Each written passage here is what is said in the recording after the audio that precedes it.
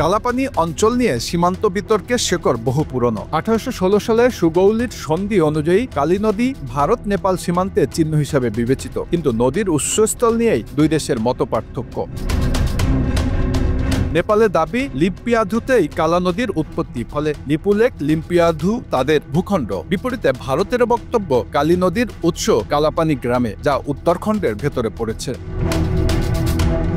চলতি বছরের আগস্টেও নেপাল সরকার দাবি পুনর্ব্যক্ত করে বলেছিল, সরকারি মানচিত্র কালী নদীর পূর্ব দিকে থাকা লিপুলেক লিম্পিয়ারাধুরা এবং পূর্ব কালাপানি তাদের অবিচ্ছেদ্য অংশ। সেই সঙ্গে ভারতকে ওই এলাকায় রাস্তা নির্মাণ বা সীমান্ত বাণিজ্য না করার অনুরোধ জানায় কাঠমান্ডু। এ দাবি তখনও প্রত্যাখ্যান করেন দিল্লি।